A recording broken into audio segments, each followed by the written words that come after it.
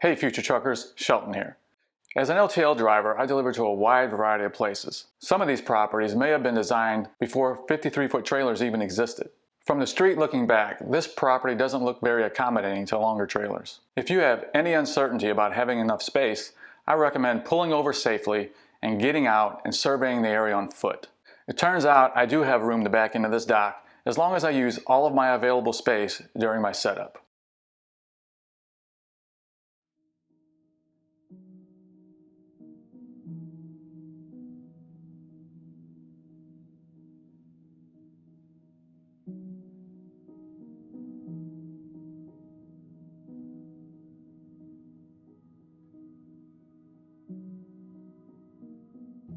I'll use a modification of the Z setup route.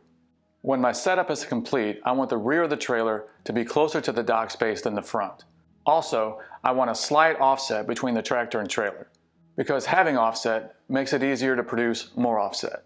I need to pull forward far enough to get my trailer tires onto this curved path leading to the dock. If I reach the end of the parking lot with my tractor and the trailer tires on my driver's side fall short of this path, I'm going to get stuck and have problems getting into the dock. I'd have to rotate the front of my trailer around so that it points at it. When I pass by the dock space, I will pause and look at a few things. First, I want to make sure there's nothing in my path. There are no yellow lines painted on the ground here, so I need to find something else to use as a reference point for where I need my tires to be. These concrete seams make great reference points. I know from experience that my trailer tires will usually line up with these small rubber dock bumpers. If I imagine the line straight down and straight out towards me, I can see just how far inside the seam my trailer tires should be. Also, I want to make sure I don't miss my target to the inside because I have a concrete wall close to the dock space.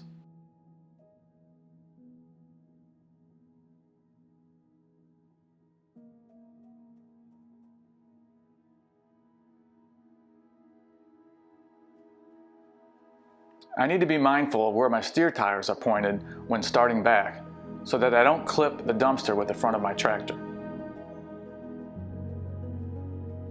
I will take advantage of the offset law and let the trailer rotate around its pivot point at the rear tires.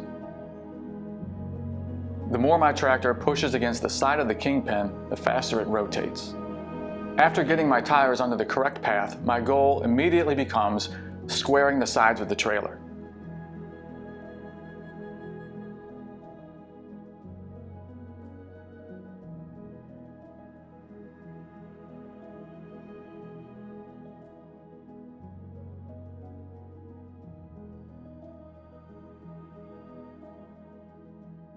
I will nudge the front corners with my steering wheel to get the bottom edge of the trailer parallel with that seam in the concrete.